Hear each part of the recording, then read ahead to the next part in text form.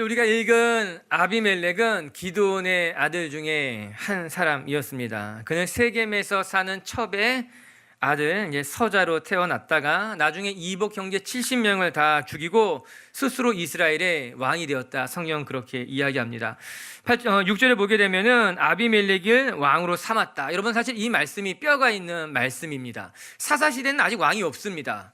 왕이라고 부르지도 않았다라고 하는 거예요. 그런데 아비멜렉이 스스로 자기 자신을 왕으로 삼았다라고 하는 것, 세겜 사람이 그를 왕으로 세웠다라고 하는 것은 굉장히 주제넘은 일일 수밖에 없는 것이었습니다. 그러나 이 아비멜렉이 자기 형제들을 다 죽이고 나서 왕이 됐지만 그도 3년이 지난 후 어느 전쟁 중에 여인의 맷돌에 맞아 죽게 되는 허망한 죽음으로 인생을 끝맺게 됩니다. 여러분, 생각해보면 너무나 비극적인 일이 아닐 수 없어요. 형제들을 다 죽이고 나서 어렵게 왕이 되었지만 자기를 왕으로 추대했던 그 사람들에게 3년이 지난 뒤에 죽임을 당했다. 그것도 여인이 던진 맷돌에 맞아서 죽었다는 것은 그의 인생이 참 비극적인 인생이라는 것을 성경이 말해주고 있는 것입니다. 그런데 그의 이런 비극적인 인생은 어쩌면 예견된 것일 수도 있습니다. 그것은 기드온의 마지막 모습을 보면 알 수 있어요. 오늘 본문은 그것을 이어서 이야기해 주고 있습니다. 기드온은 하나님이 세운 사사였지만 그의 마지막은 아름답지 못했습니다. 하나님께서 무려 40년이라는 시간 동안 그의 곁에서 그를 통해 역사하셨지만 기드온의 마지막 인생은 하나님 앞에 은혜로운 모습이었다라고 말하기보다는 오히려 하나님을 떠난 사람으로서 안타까운 모습을 우리에게 보여줍니다.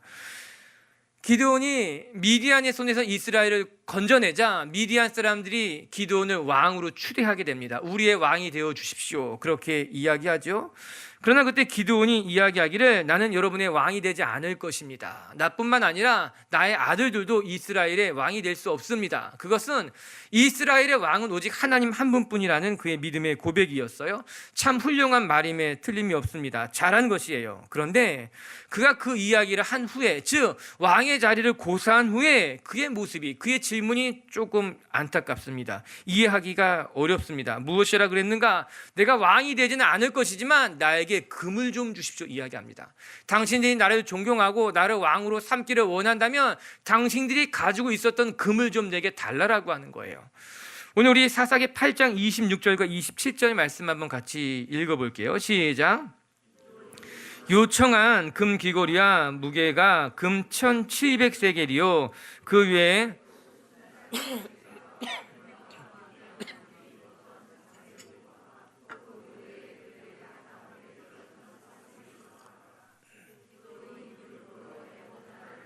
자기의 성읍 오브라에 두었더니 온 이스라엘이 그것을 음란하게 위함으로 그것이 기드온과 그의 집에 올무가 되니라. 왕이 되는 것을 고사한 후에 기드온은 그들에게 금을 요구했습니다. 당신이 나를 존중한다면 내게 당신들의 금부치를 좀 주십시오. 그리고 그 금으로 에봇을 만들어 자기 고향에 두었다고 합니다. 저는 기드온이 이 말만 하지 않았으면 좋았을 것인데 이런 생각이 드는 거예요. 나는 왕이 되지 않겠습니다. 얼마나 귀한 고백입니까? 나의 아들 역시도 이스라엘의 왕이 될 수 없습니다. 이스라엘의 왕은 오직 하나님 한 분으로 족합니다 라고 하는 이 너무나 귀한 고백을 하고 난 다음에 그의 고백이 안타까운 거예요. 거기까지였으면 좋았을 것인데 왜 그때 그가 내게 좀 금을 주십시오라고 요구한 것일까? 너무나 안타까운 거죠. 그리고 그것으로 말미암아 기드온이 몰락하는 것을 성경이 우리에게 이야기하고 있습니다. 우리가 살다 보면 때로는 하지 말아야 할 말임에도 불구하고 나도 모르게 튀어나올 때가 있는 거예요. 그 순간을 잘 넘기면 좋았을 것인데 그 순간을 넘기지 못하고 말에 실수가 있는 거죠. 또 그것으로 말미암아 인생의 오점을 찍기도 하고 스스로 올무에 걸려 넘어지게 되는 경우도 있지 않습니까? 그래서 조심해야 되는 거예요. 그 말을 하지 않았으면 좋았을 건데 거기서 참았으면 좋았을 것인데 말입니다. 오늘 기드온이 실수를 한 것입니다. 여러분, 기드온이 금을 달라고 합니다. 그리고 그 금으로 무엇을 만들었는가? 에봇을 만들었다고 이야기합니다. 여러분, 에봇이 무엇일까? 여러분, 그것은 제사장이 하나님 앞에 나아갈 때 입는 일면 조끼와 같은 것이었어요. 이 제사를 지낼 때 하나님의 뜻을 물을 때 입는 옷이었어요. 그런데 그것을 금으로 만들었다는 겁니다. 기드온에게 이것이 왜 필요한 것일까요? 이건 제사장이 입는 옷이었는데 그리고 에봇을 만든 후에 그 에봇을 어디에 두었는가? 원래 에봇은 법궤가 있는 실로에 있어야만 했습니다. 그 당시에 하나님의 회막, 즉 법궤는 실로에 안치되어 있었기 때문에 만약에 기드온이 에봇을 만들었다면 그 에봇이 있어야 될 장소는 마땅히 실로였다는 거예요. 그러나 기드온은 에봇을 만들고 나서 실로로 그것을 가져간 것이 아니라 자기가 살던 고향 오브라에 두었다는 겁니다. 아마 자기의 집 고향에 두었을 것이 분명합니다. 기드온이 왜 에봇을 만들었을까? 그리고 그것을 왜 자기의 집에 두었을까? 그것이 성경에 정확하게 기록되어 있지는 않지만 우리는 어렴풋이 어렵지 않게 짐작할 수 있습니다. 기드온은 겉으로는 왕이 되지 않겠다고 말했을지 모르지만 그의 속은 그렇지 않았던 것만 같은 거예요. 나는 왕이 되지 않겠다고 말했지만 이스라엘 백성들 위에 머무르고 싶었던 거죠. 자기의 자리를 짓고 싶었던 거예요. 그래서 그는 에봇을 만듭니다. 금으로 만듭니다. 제사장만 입을 수 있었던 것인데 그것을 자기를 위해 만들게 되고 또한 그것을 실로의 법궤 옆에 두는 것이 아니라 자기 집 고향에 두었다라고 하는 것이에요. 기드온이 말은 잘했을지 모르지만 그의 마음속에는 이스라엘을 다스리고 싶었던, 이스라엘 위에 있고 싶었던 마음이 가득했던 거죠. 기드온이 그랬으면 안 됩니다. 그런 말을 하지 않았어야 됐으며 그런 행동을 하지 않았어야만 됐다는 거예요. 결국 그 일로 말미암아 이스라엘 사람들이 에봇을 음란하게 우상처럼 섬겼다고 말합니다. 지금까지 기드온은 이스라엘을 하나님께로 인도해 갔을지 모르지만 이제 그는 이스라엘을 우상으로 이끌고 갔던, 이스라엘이 음란하게 우상을 섬기게 했던 장본인이 돼버린 것이에요. 기드온이 말년에 큰 실수를 하게 된 겁니다. 하나님의 뜻대로 하지 못한 채 자기가 원하는 대로 자기를 만족시키는 삶을 살게 됐다라고 하는 거예요. 결국 성경은 그것이 그에게 올무가 되었다고 이야기하고 있어요. 여러분, 우리가 조심해야 됩니다. 우리가 잘하다가도 자칫 잘못하게 되면 올무에 걸려 넘어질 수 있는 거예요. 자칫 잘못하게 되면 하나님 앞에 큰 실수를 할 수 있는 겁니다. 어디 그뿐인 줄 아십니까? 기드온은 아내가 많았다고 이야기합니다. 그래서 그 아내들로부터 난 자녀의 수가 무려 70명이나 되었다고 이야기합니다. 아니, 그것도 부족하여서 그가 세겜에 첩을 두고 그 첩에게 자녀가 나왔는데 그의 이름이 아비멜렉, 오늘 말씀의 주인공이라고 하는 거예요. 여러분, 당시 세겜은 이스라엘 사람들과 가나안 사람들이 혼잡해서 살고 있었던 지역이었어요. 그래서 성경은 그를 첩이라고 말하지만 아마 그는 첩이 아니라 세겜성의 유력한 족장의 딸이었을 가능성이 크다는 거예요. 일종의 세겜에 사는 가나안 사람들 중에 유력한 사람들과 통혼을 하게 된 겁니다. 자기의 자리를 견고하게 하기 위해서 이방인의 족장과 자녀와 족장을 하게 되고 자기 세력을 만든 것이죠. 기드온이 하나님의 은혜를 많이 받은 사람일 거면 틀림이 없습니다. 그는 보잘것없는 사람이었어요. 겁이 많고 소심한 사람이었지만 하나님의 은혜로 그는 큰 용사가 되었고 이스라엘의 지도자가 되었습니다. 그러나 기드온은 하나님의 은혜를 끝까지 지키지는 못했던 것 같아요. 스스로 무너지게 된 것 아닙니까? 처음은 좋았지만 그 은혜를 마지막까지 지켜내지는 못했다라고 하는 거예요.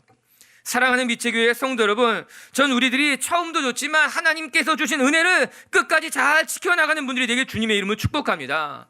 우리 미체교회가 지금도 좋지만, 미체교회가 처음도 좋고 지금도 좋지만 저는 미체교회가 끝까지 좋은 교회가, 하나님 보시기에 귀한 교회로, 아니 우리 미체교회 성도들도 여러분의 마지막이 아름답게 마무리할 수 있는 분들이 되기를 주님의 이름으로 축복합니다. 그가 낳은 아들의 이름이 아비멜렉이라, 이게 오늘 본문의 주인공이죠. 그런데 그의 모습이 기드온의 마지막 모습을 보여주는 상징과도 같은 인물이 되는 겁니다. 기드온은 죽었지만 그 뒤로 아비멜렉이 이스라엘의 리더가 되어서 이스라엘을 더 악한 길로 몰고 가게 되는 거예요. 오늘 우리가 비극적인 삶을 살아간 아비멜렉을 보게 되는 것이죠. 저는 그의 삶이 저와 여러분에게 타산지석이 되기를 바라요. 훌륭한 사사를 통해서도 많이 배울 수 있겠지만, 그러나 이렇게 무뎌진 사람들을 통해서도 우리는 귀한 삶의 교훈을 배울 수 있게 되는 거예요.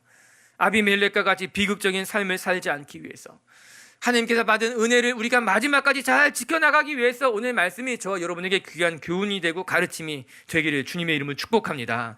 그럼 우리가 아비멜렉과 같이 비극적인 삶을 살지 않기를 원한다면 우리가 기억해야 될 것이 무엇일까? 오늘 성경은요, 첫 번째, 하나님을 의지하고 하나님을 의지하지 않고 사람을 의지하는 것이 우리의 인생을 무너뜨릴 수 있다는 것, 우리 인생을 비극적으로 만든다는 결정적인 계기가 된다는 것, 그것을 말해주고 있어요.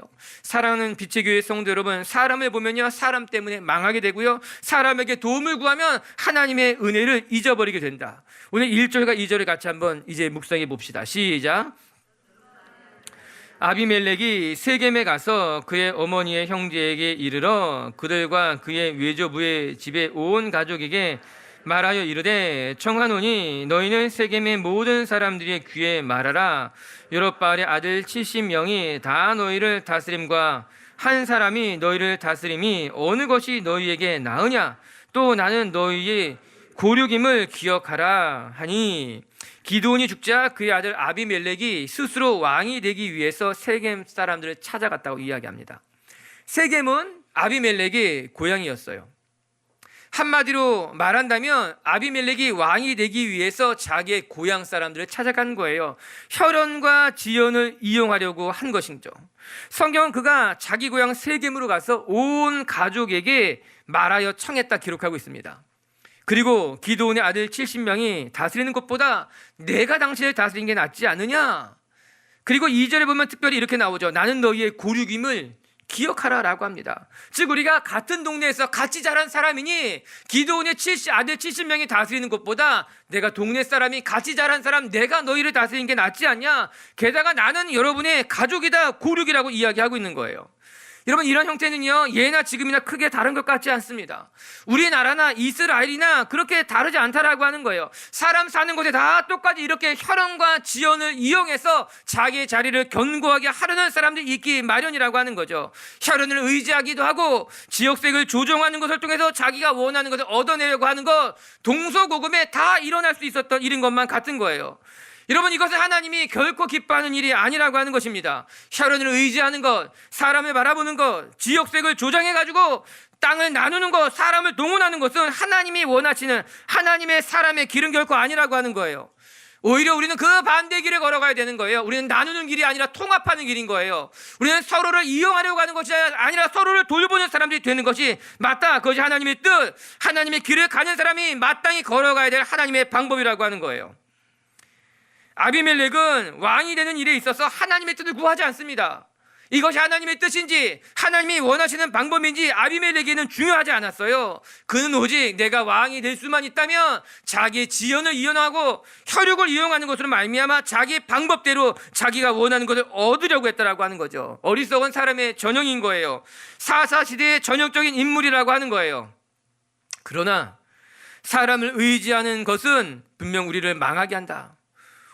그가 이스라엘의 다스리는 자가 되려고 세겜 사람들을 의지했지만, 여러분 성경을 읽어보면요, 9장을 다 끝까지 읽어보게 되면 그가 세겜 사람들을 동원했지만 결국 세겜 사람 손에 죽게 됩니다.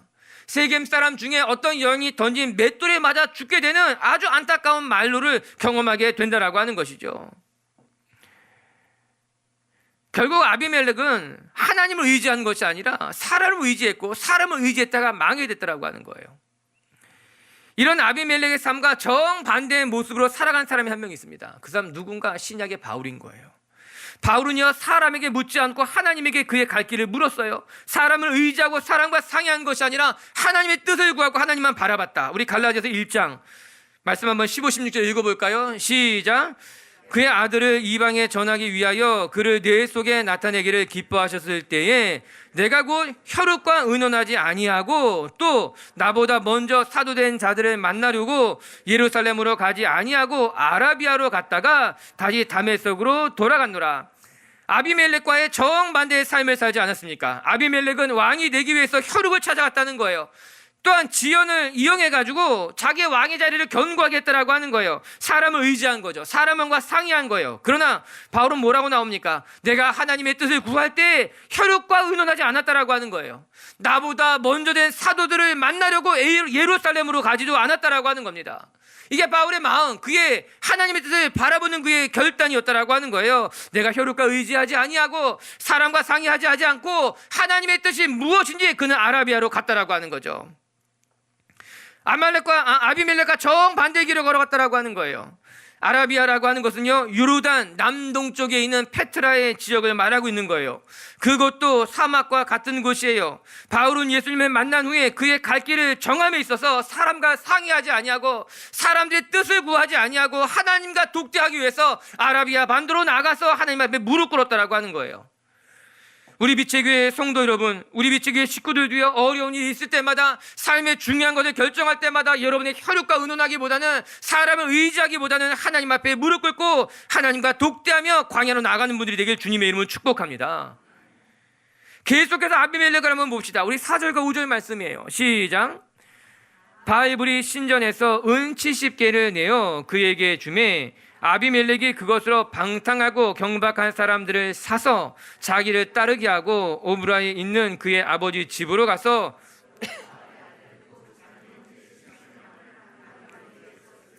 다만 여룻바알의 막내 아들 요담은 스스로 숨었으므로 남으니라. 아비멜렉이 세겜 사람들에게 도움을 청하자 세겜 사람들이 아비멜렉의 말을 듣고 아비멜렉의 은 70개를 구해줬다는 거예요. 어디서 구했는가? 바알불이 이방인의 신전이었어요. 이방인의 신전에서 이방인에게 바쳐졌던 은 70개를 꺼내다가 아비멜렉에게 주었고, 아비멜렉은 그 은 70개를 받아다가 불량하고 경박한 사람들, 불량배들이죠, 그들을 사서 자기 형제 70명을 죽였다는 거예요. 뭔가 연결이 되는 것 같지 않습니까? 이방인의 신전에서 은 70개를 받은 거예요. 그 은 70개를 받아다가 불량배를 사서 그 불량배를 통해서 70명의 형제들을 죽였다라고 하는 것, 뭔가 연결이 되죠. 마치 영화를 보게 되면 아주 음침한 그 어느 곳에선가 은 70개를 구해다 주고 70명의 사람이다, 이것 통해서 내가 죽여야 될 사람이 여기 있다. 크게 다르지 않은 겁니다. 음모가 만들어지고 있는 것이었어요. 그것도 이방인의 신상에서, 신전에서 그들에게 바쳐진 재물 70개를 건져다가 그것으로 불량배를 사고 이 70개 은전으로 70명을 죽이라고 하는 것. 그리고 아비멜렉은 그 돈을 받아서 정말 불량배를 사서 자기 형제 70명을 다 그 자리에서 죽이게 되는 것입니다. 악한 사람들을 동원해서 악한 일을 만들어낸 거예요. 악한 마음이 악한 사람들을 의지했고 악한 사람들을 참여시켰으며 결국 악한 열매를 맺게 됐다라고 하는 거예요. 이처럼 아비멜렉은요, 철저히 사람들을 이용했고요, 사람들을 동원하는 것을 통해서 자기의 욕심을 채우고 악한 길로 가게 된 사람이라고 하는 거예요. 우리 빛의 교회 성도 여러분, 우리가 악한 일을 도모해서도 안 되겠지만 이렇게 사람들을 선동하고 사람들을 의지해서 무엇을 하려고 한다면 하나님은 결코 그것을 기뻐하시지 않는다는 것을 잊으면 안 되는 거예요. 악인들은요, 사람을 의지하고요, 사람들을 이용하고요, 사람들을 동원하지만 하나님의 사람들은 하나님을 의지하고 하나님을 바라보고 하나님의 뜻대로 살아가는 것이 우리가 살아가야 될 길이라고 하는 거예요. 오늘 우리 빛의 교회 성도 여러분, 우리가 이 세상 살아가면서 악한 것을 꿈꾸는 것이 아니라, 악한 사람들과 함께하는 것이 아니라, 사람을 의지하는 것이 아니라 하나님의 뜻을 위해 하나님을 바라보고 하나님을 의지하며 나아가는 하나님의 사람들이 되길 주님의 이름으로 축복합니다. 그럴 때 우리의 삶이 비극으로 끝나지 않는 거예요. 두 번째는요, 우리의 삶이 비극적으로 끝맺지 않으려면 우리에게 필요한 것이 무엇인가? 내게 맡겨진 본분을 잊지 않고 살아가야 된다는 거예요. 너무 중요한 거예요. 아비멜렉이 이복 형제들을 모두 죽일 때에 구사일생으로 살아난 사람이 한 명 있으니 그가 요담이라는 거예요. 그러니까 기드온의 막내 아들이었는데 그 한 사람만큼은 요행히도 감사하게 하나님의 은혜일 수 있죠. 그 자리를 피해서 도망갔다는 거예요. 그가 숨어 있을 때에 아비멜렉이 이복 형제들을 다 죽이고 왕이 됐다는 소문이 들리자 요담이 그리심 산으로 올라가게 됩니다. 우리가 성경 공부 때 배웠는데 그리심 산이 어딘가 세겜의 남쪽에 있었어요. 세겜을 중심으로 북쪽에는 에벨산, 남쪽에는 그리심산이 있었어요. 요담은 그리심산에 올라가서 세겜을 내려다보면서 세겜에 있는 사람들에게 이야기한 겁니다. 그것이 8절부터의 내용이에요. 11절까지 8절부터 같이 한번 읽어볼게요. 시작. 나가서 기름을 부어 자신들 위에 왕으로 삼으려 하여 감람나무에게 이르되 너는 우리 위에 왕이 되라 하며 감람나무가 그들에게 이르되 내게 있는 나의 기름은 하나님과 사람을 영화롭게 하나니 내가 어찌 그것을 버리고 가서 나무들 위에 우쭐대리려 한지라. 나무들이 또 무화과 나무에게 이르되 너는 와서 우리 위에 왕이 되라 하며 무화과 나무가 그들에게 이르되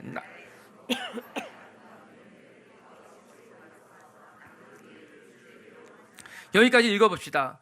일종의 비유죠. 예화예요. 요담이 이야기를 들어서 세겜 사람들에게 전하는 건 하루는 나무들이 다 같이 모여서 감람나무를 찾아갔다는 거예요. 감람나무가 에게 이르기를 우리에게 왕이 되어 주십시오. 그러자 감람나무가 이를 거절합니다.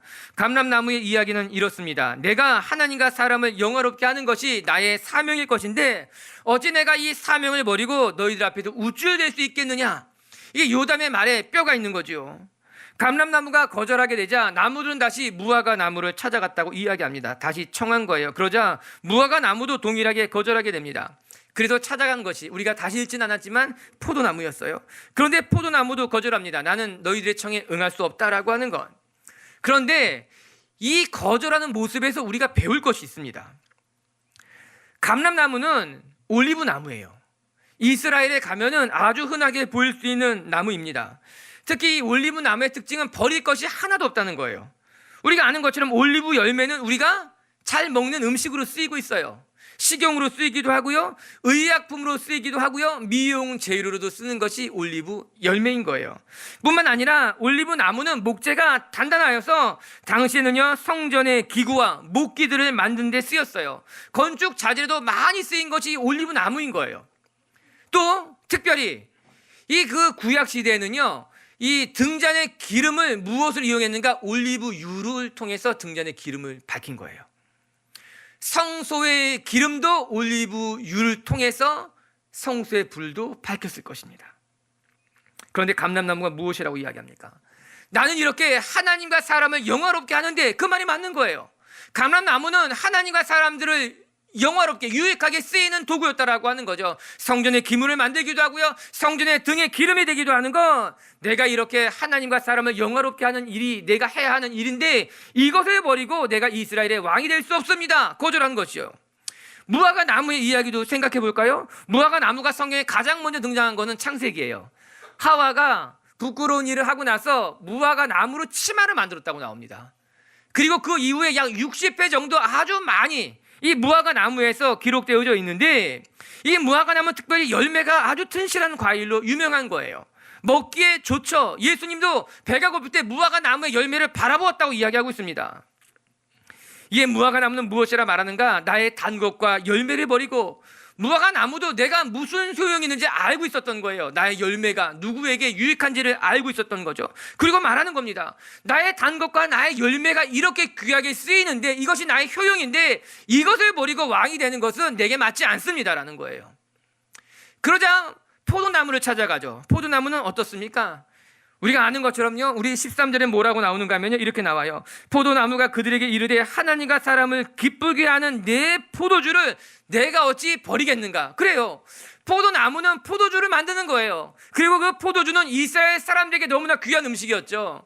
이스라엘 사람들의 잔치에, 결혼식에 늘 귀하게 쓰이는 건 사람을 기쁘게 하는 일에 쓰이는 것이 포도주, 포도나무의 열매인 거예요. 이에 포도나무도 거절하는 거예요. 나는 하나님과 사람을 기쁘게 하는 일이 내 사명인데 이것을 버리고 내가 무슨 일을 하겠는가. 저는 말씀을 보면서요, 이 세 나무, 감람나무, 무화과나무, 포도나무가 자기의 역할, 자기의 효용을 너무나 잘 알고 있었던 거예요.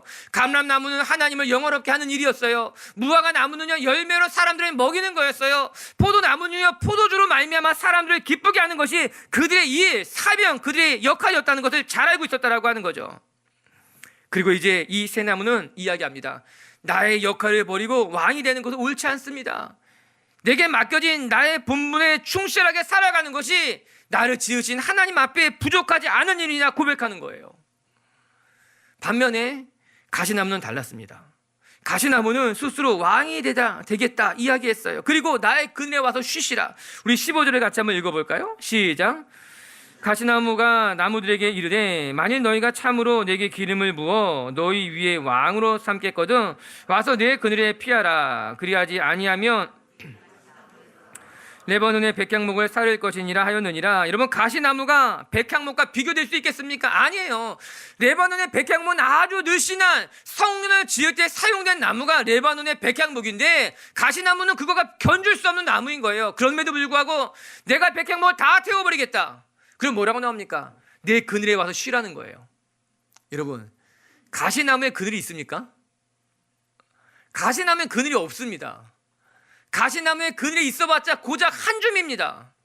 게다가 가시나무 그늘 아래 들어가면 다 다치게 되어 있는 거예요. 가시나무는 그늘이 없습니다. 오히려 가시나무 곁에 가면 사람을 다치고 해하게 할 뿐이라고 하는 거예요. 요담의 비유는 정말 기가 막힌 비유였어요. 아비멜렉의 가시와 같다는 거예요. 그 그늘에 가서 쉴 수도 없고 만약에 쉰다면 다친다는 이야기를 하고 있는 거예요. 그리고 우리들은 다른 나무들처럼 우리의 위치를 잊어버리면 안 된다. 우리의 본분을 기억해야 된다라고 하는 것이죠. 전 이 비유를 보면서 우리가 정말 자기의 본분을 알고 그 본분대로 살아가는 것이 얼마나 중요한 일인지를 다시 한번 깨닫게 됩니다. 하나님이 지으신 모습 그대로 감사하며 살아가는 것, 내가 있어야 될 자리, 내게 맡겨진 사명을 충실하게 지키는 것이 얼마나 우리에게 큰 축복인지를 다시 한번 깨닫게 되는 거예요. 감람나무, 무화과나무, 포도나무는 자기의 본분을 알았어요. 내가 왜 지음을 받았는지, 나의 소임이 무엇인지를 알았다는 거예요. 그리고 그 자리에서 행복하게 자기의 본분을 지켰던 거죠. 다른 생각을 하지 않았어요. 어리석은 결정도 하지 않았다라고 하는 거예요. 그러나 가시나무는 자기의 본분을 망각했어요. 그리고 그 본분을 잊고 엉뚱한 욕심을 부리게 되는 것 아니겠습니까? 생각해보면 기드온의 말년도 자기의 본분을 잊은 채 살아간 것 아니었겠습니까? 그는 원래 큰 용사가 아니었어요. 그러나 하나님이 그를 큰 용사로 세워주신 거예요. 그를 통해서 이스라엘을 구원하게 하셨고 300명을 통해서 놀라운 역사를 경험하기도 한 것 아니겠습니까? 우리가 기드온을 3시간 동안 본 거예요. 첫 번째는요, 기드온의 부르심. 그는 그냥 아무것도 아닌 사람이었는데 하나님이 기드온에게 은혜를 베풀어서 큰 용사로 세워주시는 걸 보았어요. 두 번째는요, 기드온은 300용사를 통해서 하나님이 어떻게 이스라엘을 구원해 내시는가를 보였어요. 여러분, 이것이 기드온이 받은 은혜예요. 그럴 만한 자격이 없는 사람인데 은혜를 베풀어 주셨고요. 미디안을 감당할 만한 사람이 아니었는데 하나님이 미디안을 감당하게 하셨다라고 하는 거예요. 그런데 오늘 세 번째 시간에 기드온은 자기가 누구인지 하나님께 받은 은혜조차 다 망각한 채 어리석은 모습을 우리에게 보여주죠. 자기가 큰 용사인 줄 알았어요. 자기의 힘으로 된 건 줄 착각했다라고 하는 거예요. 그는 왕이 되지 않겠다고 말했지만 그의 삶을 들여다보면요, 그는 왕처럼 살았다라고 하는 거예요. 그래서 에봇을 만들어 자기 집에 두고 여러 첩을 거느리면서 호의호식했다라고 하는 거죠. 그게 결국 기드온의 인생을 망쳐버린 거예요. 아니나 다를까 그것을 보고 자란 아비멜렉도 그 아버지의 길을 동일하게 걸어간 건 아닙니까? 아비멜렉도 자기의 본분을 잃어버리고 어리석은 일을 하게 됐다라고 하는 거죠. 빛의 교회 성도 여러분, 하나님이 주신 축복에 익숙해지면 그것을 당연한 것으로 여기게 되고 결국 본분을 잃어버리고 살아가는 사람들을 우리는 심심치 않게 보게 됩니다. 하나님이 주신 은혜였는데 그 은혜가 지속되다 보면 그것이 하나님이 주신 은혜가 아니라 당연한 것으로 생각하는 일.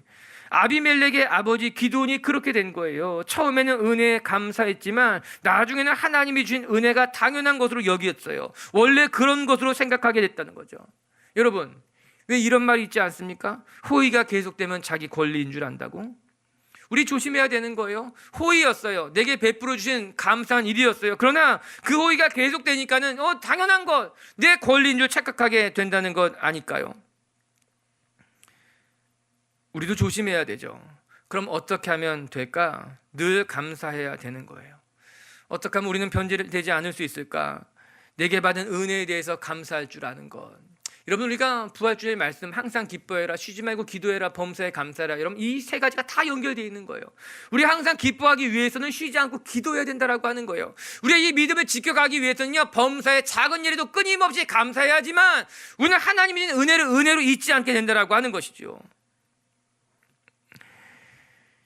내 건강이 내 것이 아니라는 것을 알고 내가 누리는 것이 내 것이 아니라는 것을 알고 늘 감사하는 것이 중요하다라고 하는 거예요. 여러분, 사울을 한번 생각해 보시기 바랍니다. 그는 왕이 되기 전에 평범한 사람이었어요. 겸손한 사람이었어요. 참 괜찮은 사람이었어요. 그러나 그가 왕이 되자 평범했던 겸손했던 사울의 모습은 사라지고 어느덧 정말 이스라엘의 왕, 많은 말을 두고 많은 군대를 거느리고 많은 여자를 거느린 그냥 왕이 되었던 거죠. 어디서부터 잘못된 것일까? 차라리 그가 왕이 되지 않았으면 더 좋았을 것인데, 하나님 앞에 부끄럽지 않았을 것인데 말입니다. 우리도 하나님의 은혜에 익숙해지다 보면 자칫 잘못하면 하나님의 은혜가 당연한 것처럼 생각하는 실수에 빠지기 쉽습니다. 그렇기 때문에 우리는 더 조심해야 되는 거예요. 내게 주신 은혜가 하나님의 것임을 기억하고 내게 맡겨진 본분을 잊지 않으려고 몸부림치는 것이 중요하다라고 하는 거예요. 저는 본분을 망각하게 됐을 때 나타나는 가장 큰 특징이 무엇일까? 자기 분수에 맞지 않게 살아가게 된다는 것입니다. 그리고 성경은 이것을 매우 엄중히 지적해주고 있어요. 고린도후서 10장 13절에 이런 말씀이 나와요. 같이 한번 읽어볼까요? 자막을 통해서 시작.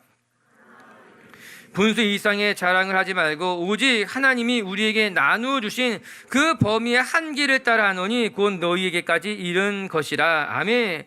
우리가 분수 이상의 자랑을 하지는 않아야 된다라고 하는 거예요. 내게 맡겨주신 것에 감사하며 내가 그것 이상의 것들을, 내가 가진 것 이상의 것들을 과신하게 되고 자랑하게 되는 것은 어리석은 일이라고 하는 거예요. 맞아요. 내게 주어진 것에 감사한 것, 그렇게 매일매일을 살아가는 것이 하나님의 은혜, 하나님이 원하시는 삶의 모습인 거예요. 바울이 고린도 교회에 이야기하고 난 다음에 빌립보 성도들에게는 이렇게 말합니다. 우리 빌립보서 2장 3절을 읽어봅니다. 시작. 오직 겸손한 마음으로 각각 자기보다 남을 낮게 여기고 아무 일에든지 다툼이나 허영으로 하지 말라라고 하는 거예요. 여러분, 허영은 가운데가 텅 빈 거예요. 겉은 화려할지는 모르지만 그 속이 텅 빈 것, 그것을 우리는 허영이다, 그렇게 말하는 건 아니겠습니까? 우리가 자칫 잘못하게 되면요, 내 본분을 잃어버리게 되고 분수에 넘는 생활을 하게 됩니다. 그러다 보면 우리가 허영에 빠지게 되는 거예요. 난 그런 사람이 아닌데 그런 사람인 줄 착각하는 거예요. 내 안은 텅 비어있는데 많이 가졌다고, 많이 누리고 있다고 착각하게 되는 것이죠. 그리고 성경 그것을 지적해주고 있는 거예요. 너는 텅 비어있어. 안에 아무것도 없는데 왜 많이 가졌다고 착각하고 있는가? 이 모든 것이 자기의 본분을 잃어버릴 때 내가 누구인지, 내가 왜 여기에 있는지, 하나님이 나에게 무엇을 허락했는지를 잊어버릴 때 나타나는 특징들이라고 하는 거예요. 본분을 잊어버리고 분수에 과하며 살아가는 것, 허영으로 가득 채 살아가게 되는 것, 그리고 하나님은 그것을 우리에게 경고하고 있는 것 아니겠습니까? 결국 여러분, 허영 속에 살아가다 보면, 분수에 맞지 않게 살아가게 되면, 자기의 본분을 잊어버리게 되면 결국 우리의 삶이 비극으로 끝난다는 겁니다. 우리 빛의교회 성도 여러분, 하나님이 주신 자리를 깨닫고 하나님이 주신 은혜에 감사하며 본분을 지킬 수 있는 우리 빛의교회 성도들이 되기를 주님의 이름으로 축복합니다. 세 번째, 우리가 비극적인 삶을 살지 않으려면 우리에게 필요한 것이 무엇인가? 우리가 날마다 열매를 맺기에 힘써야 된다고 하는 거예요. 이 마지막 가시나무의 비유에서 우리가 배울 것이 있어요. 14절과 15절을 한번 읽어볼까요? 시작. 이에 모든 나무가 가시나무에게 이르되 너는 와서 우리 위에 왕이 되라 하매 가시나무가 나무들에게 이르되 만일 너희가 참으로 내게 기름을 부어 삼겠거든 와서 내 그늘에 피하라. 그리하지 아니하면 불이 가시나무에게서 나와서 레바논의 백향목을 사를 것이라 하였느니라. 그래서 가시나무에게 가서 왕이 되어달라고 하자 가시나무가 기다렸다는 듯이 수락하며 오히려 사람들을 자기 가시 안으로 모았다고 합니다. 가시나무에 가까이 가 보아도 가시나무에는 열매가 있지 않습니다. 다른 세 나무 모두 시절을 쫓아 과실을 맺어가는 나무이지만 가시나무는 과실을 맺는 나무가 아니에요. 열매를 맺지 못한다는 거죠. 여기서 우리가 귀한 교훈을 발견해야만 합니다. 우리가 그릇된 길로 빠지지 않으려면 우리는 끊임없이 날마다 열매를 맺기 위해 열매를 맺어가는 삶을 살아가야 된다는 거죠. 다른 말로 하게 되면 우리의 삶이 늘 생산적인 삶으로 이렇게 나아가야 된다고 하는 거예요. 데살로니가 교회에 바울이 당부한 교훈이 한 가지가 있어요. 아주 중요한 말씀인데 우리 한번 데살로니가후서 3장 말씀 읽어볼까요? 시작. 우리가 너희와 함께 있을 때에도 너희에게 명하기를 누구든지 일하기 싫어하거든 먹지도 말게 하라 하였더니 우리가 들은즉 너희 가운데 규모 없이 행하여 도무지 일하지 아니하고 일만 만드는 자들이 있다 하니, 이 데살로니가 교회에 그런 사람이 있었던 거예요. 일은 하지 않고 일만 만드는 사람들이라고 하는 거예요. 그런 사람들에게 이르기를 일하지 않거든 먹지도 말아라.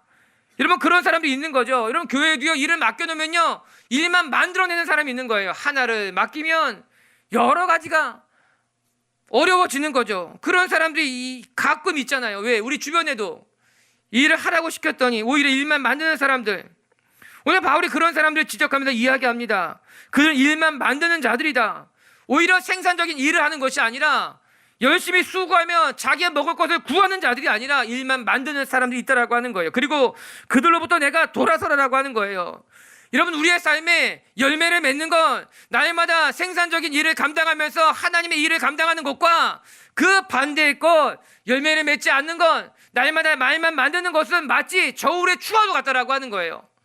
우리의 삶이 하나님을 쫓아가고 하나님의 일을 감당해내고 열매를 맺게 되면은 이 저울추는 그쪽으로 기울어지게 되어 있어요. 반면에 또 하나는 위로 올라가게 되어 있는 거예요. 그러나 정반대로 우리가 하나님을 쫓지 아니하고 세상 속에 거하며 일만 만들어내며 자기 것을 추구하다 보면은 다시 이것이 기울어지게 되어 있는 거예요. 이건 줄다리기와 같은 거예요. 하나님의 내 인생을 당기면 내가 하나님께 다가가게 되는 거예요. 그러나 내가 내 욕심을 이끌어오게 되면은 오히려 하나님의 일이 작아지게 되는 거죠. 성경은 뭐라고 말합니까? 우리가 성령의 소욕을 쫓아야 된다는 거예요. 성령의 소욕을 쫓으면 육체의 소욕을 쫓아가지 않게 된다는 거죠. 육체의 소욕을 쫓으면 성령의 일을 쫓아가지 않게 된다고 말하지 않습니까? 우리의 삶에 좋은 열매들을 맺기 위해서 날마다 하나님을 쫓아가다 보면 우리 안에 거짓된 것들이 사라지게 되는 거예요. 부끄러운 것들이 사라지게 되는 거예요. 하나님의 본문을 망각하게 되는 일에서 우리가 벗어나게 되는 거예요. 날마다 그래서 우리가 기도의 자리에 나가는 거예요. 날마다 하나님의 말씀을 붙들려고 하는 것이 우리에게 필요하다라고 하는 거예요. 여러분, 물어봐야 되는 거예요. 스스로 나는 선한 열매를 맺고 있는가 오늘도? 아니면 선한 열매를 맺지 못하고 있는가? 나는 날마다 교회를 세워가는 사람인가? 교회를 흐트러뜨리고 있는 사람인가? 나는 다른 사람들을 돕는 사람인가? 아니면 다른 사람들을 해코지하는 사람인가? 깎아내리는 사람인가? 우리 자신을 날마다 돌아보면서 내가 서 있는 곳이 어디며 난 어디를 바라보고 있는 것이며 나는 무엇을 위해 달려가고 있는가 스스로 물어봐야 된다라고 하는 거예요. 그럴 때 우리의 삶은 더 건강해질 것이고요, 더 깨어있게 될 것이고요, 우리의 삶을 통해 하나님이 역사하실 줄로 믿습니다. 사랑하는 미체교회 성도 여러분, 날마다 여러분의 삶에 좋은 열매들을 맺혀지기를, 좋은 열매를 맺기 위해 나아가는 분들이 되기를 주님의 이름으로 축복합니다. 말씀을 마치기 전에 우리 끝으로 한 가지만 더 살펴봐요. 여러분, 오늘 이 사건이 일어난 장소가 어디입니까? 세겜이에요. 세겜. 우리 수요일날 세겜에 대해서 배웠죠. 세겜이 어떤 곳인지. 여러분, 세겜은요 이스라엘 사람들에게 매우 의미 있는 곳이었어요. 하나님이 아브라함을 갈대아 우르에서 불러서 너의 본토 친척 아비집을 떠나 내게 약속할 땅으로 가라, 그곳을 내가 너에게 주겠다고 이야기했을 때 아브라함이 가나안 땅에 가서 가장 먼저 도달한 곳이 세겜이었어요. 아브라함이 가나안 땅에서 가장 먼저 제단을 쌓은 곳이 세겜이었다라고 하는 거예요. 그렇기 때문에 여호수아가 가나안 땅을 다 정복하고 난 다음에 이스라엘 사람들 다 세겜으로 모아서 세겜에서 언약갱신한 거예요.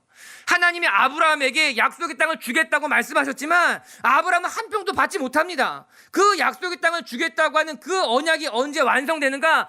여호수아 때 완성되는 거죠.